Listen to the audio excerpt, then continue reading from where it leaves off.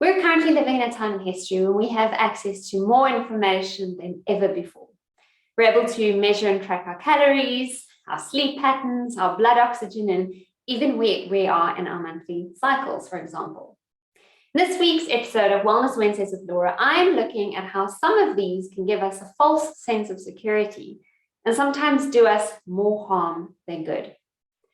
When you're looking through a microscope, either literally or metaphorically, you can't see the big picture. All you can see is a tiny bit of the far larger truth, sometimes completely out of context. An apple, for example, does a lot more inside our bodies than all the known nutrients if it were ingested in a pill form. The whole apple is far more than the sum of its parts. When we look at something from a reductionist worldview, in other words, looking at the individual parts and not the whole, we tend to zoom in on the nutrients contained in the food and not the food itself. This belief is reinforced every time we read food labels on food packages. Now, trust me, I always look at the food labels to see what ingredients are in the food. But what I'm concerned about is how we can obsess on the nutrients. Nutrition isn't a mathematical equation. The food we put in our mouths don't control our nutrition entirely. What our bodies do with the food does.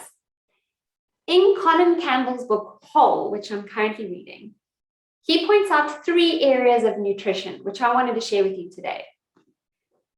Firstly, there's almost no direct relationship between the amount of a nutrient consumed at a meal and the amount that actually reaches the main site of action in the body. And this is called bioavailability. This means that we'll never know exactly how much of a nutrient to ingest because you can't predict how much of it will be utilized. This uncertainty makes some people feel very uncomfortable.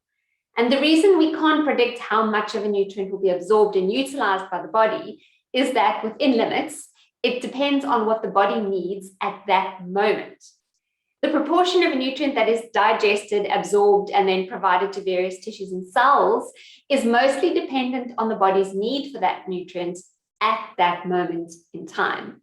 And this need is constantly sensed by the body and controlled by a variety of mechanisms that operate at various stages of the route, from being ingested to the nutrients being utilized by the body.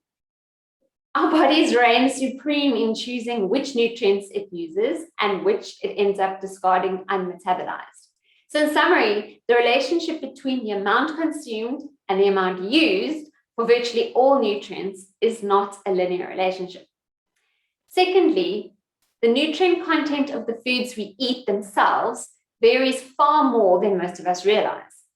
You could hold a peach in each hand, and the one in your right hand could easily contain 40 times more beta-carotene than the one in your left.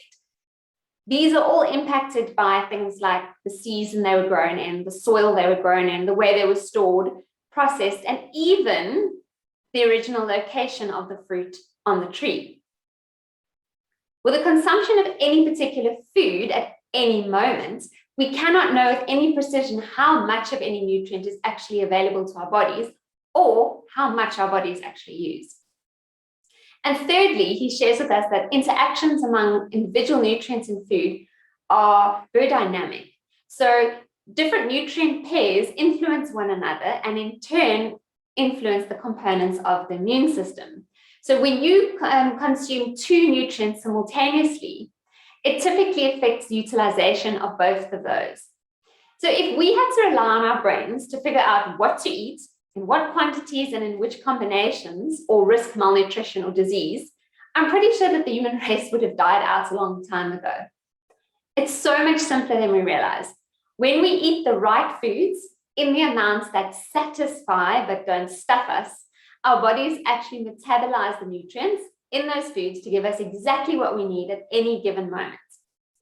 Your body is constantly monitoring and adjusting the concentrations of food nutrients in the food you consume in order to turn massive variability into the narrow range that it requires to be healthy.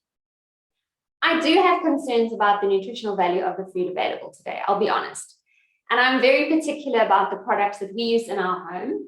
And I've chosen to supplement my daily diet and that of my family's with a range of whole food plant concentrates. See, these are not vitamin supplements, but they're rather the whole food that is being juiced and dried into a powder that is then reconstituted with water. So this means that the vitamins, the minerals, and enzymes in these work synergistically together in a way that the body can utilize, unlike isolated vitamins, which your body cannot fully absorb, and you end up peeing them down the toilet. So I drink a trio of juices of barley grass, carrot, and beets. And this saves me a ton of time, and I don't have to do all the cleaning up if I was juicing these.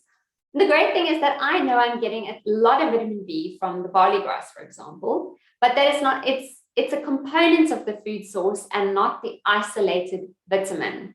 And this is the format that we were originally intended to absorb things from.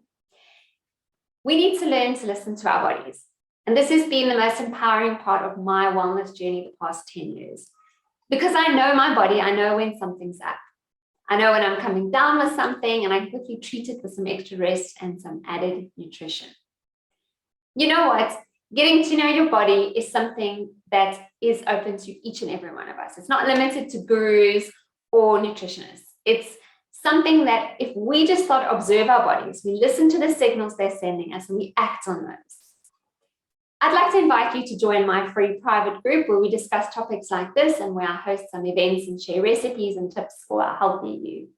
Pop me a message if you'd like, and I'll share the invite link with you. Till next week, take care.